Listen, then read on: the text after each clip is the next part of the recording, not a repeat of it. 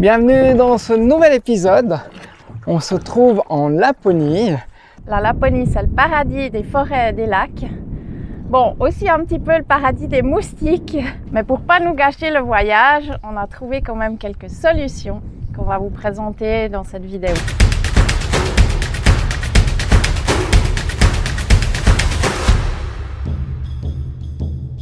Pour remonter jusqu'en Laponie, la Suède, c'est long.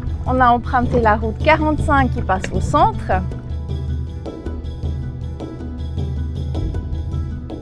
Dans des décors très sauvages, beaucoup de forêts, de lacs et des rennes qu'on voit traverser la route assez fréquemment. Alors il y a les conducteurs qui klaxonnent. Et puis il y a les conducteurs qui s'arrêtent et qui les laissent tranquillement passer. Nous, on a pu en profiter pour les filmer et faire quelques photos.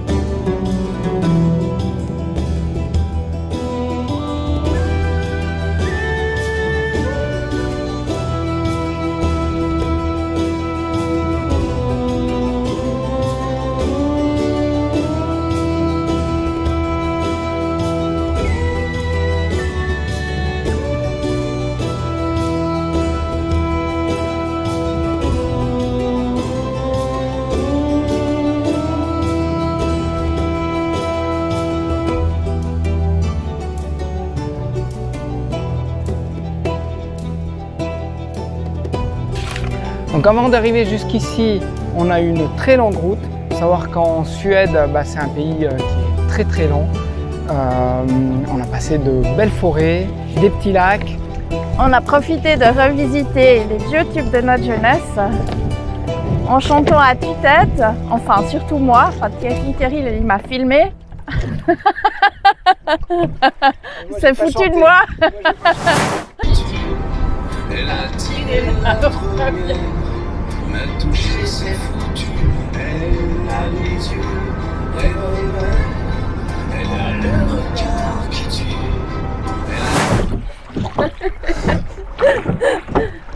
En remontant cette 45, on arrive à un moment donné au cercle polaire. On va passer le cercle polaire. Alors maintenant, on va vraiment avoir le soleil de minuit. C'est-à-dire qu'il va vraiment plus se coucher. Avant, il se couchait 1 heure. Ça va? Ça va aller? Le cercle polaire, c'est donc la latitude la plus au sud de l'hémisphère nord dans laquelle on peut observer le soleil de minuit. Et puis on va continuer. Maintenant, on passe du côté où il fait plus jamais nuit.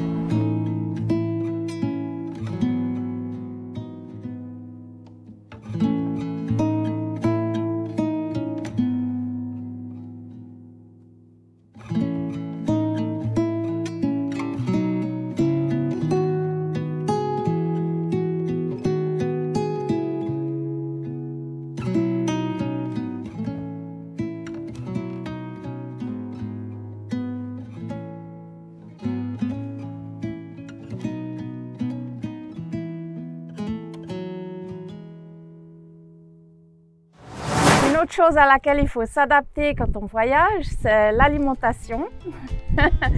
Déjà, il y a quand même la barrière de la langue, ce qui fait que quand on fait les courses, on ne retrouve pas forcément les produits sur les rayons. Et puis, il faut passer un petit peu de temps à traduire. Heureusement, maintenant, on a toutes sortes d'outils. T'es contente? Il y a beaucoup de légumes? Ça va, oui, il y a déjà un peu plus de choix que dans l'autre. Ouais. Mais c'est dur, hein? Ouais, c'est un peu dur. Carottes rouges, je crois, fermentées. On essaye. C'est d'ici, ça? Oui, oui. Oui, oui. C'est local? Suède, ouais. Suède, ok. Alors on essaye. Suède, bio. Des harengs. Des harengs et des harengs et des harengs. Il faut se lancer un peu, quoi. C'est long de faire les courses, hein. Il faut tout traduire. Bon, après, on n'est pas obligé, mais c'est pour essayer. essaie. Hareng, la moutarde, ouais. C'est bon. Que Le l'autre. hareng, il est hyper salé. Ah ouais. Donc tu as ce goût sucré d'abord de la moutarde. Et après, il y a ce goût salé là, qui vient derrière avec le hareng. Ouais, c'est super bon. Ils ont une habitude de marier le sucre et le sel. C'est assez particulier. Ils ont même dans leur friandises, ils ont quelques sortes de bonbons qui sont sucrés et salés, surtout ceux à la réglisse. Il y a les fameux salmiaques.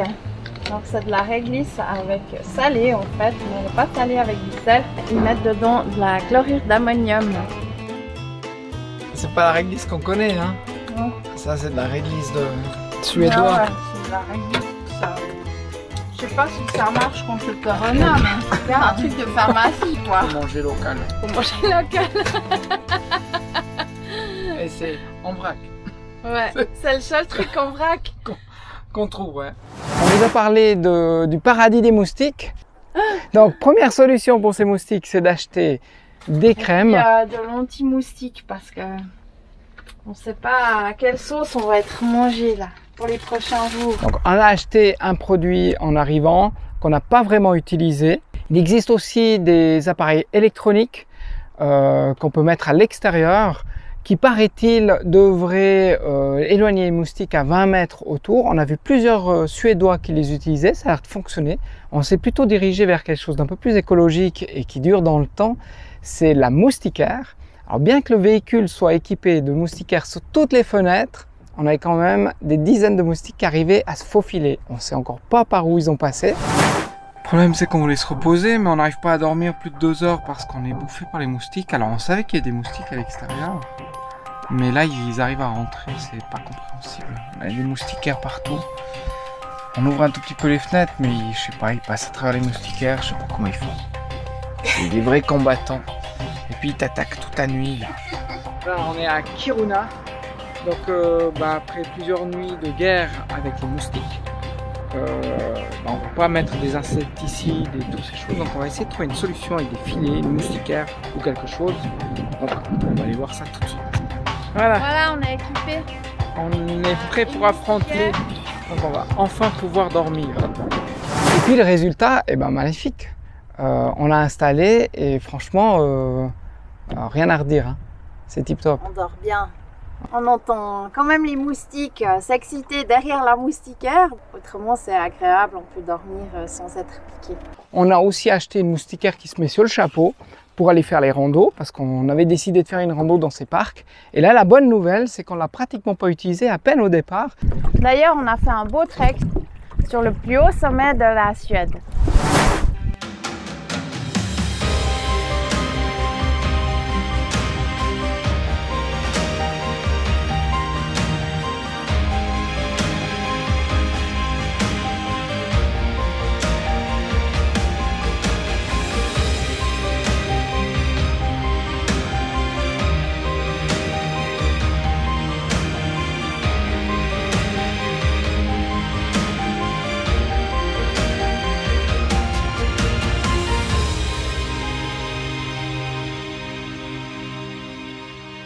Donc à Kiruna, on est proche de 2 grands parcs naturels, le parc naturel d'Abisko et le parc naturel de Sarek. Enfin, quand je dis proche, il y a quand même quelques centaines de kilomètres, mais enfin ici, c'est normal. Donc il y a de quoi faire dans ces parcs, beaucoup de randos, on trouve des cartes. Après, il faut être quand même bon marcheur parce que les routes, elles s'arrêtent un peu au début des vallées et tout le reste, c'est à pied. Comme on a cherché un petit peu des coins où il y avait moins de moustiques, on a trouvé proche de Kiruna un très beau camping au bord d'un lac magnifique. Il y a des petites maisons pour ceux qui veulent prendre des genres de bungalows. Il y a des bateaux à disposition comme on l'utilise en ce moment.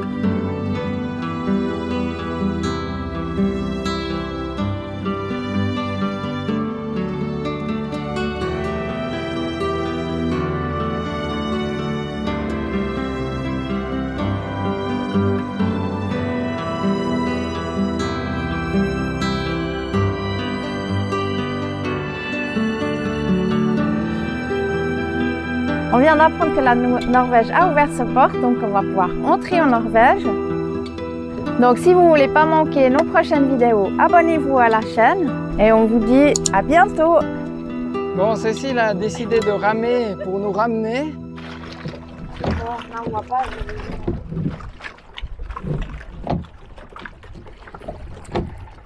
Voilà, maintenant il va falloir amorcer le virage. On a même traversé le cercle arctique. Merde, article. Parfait.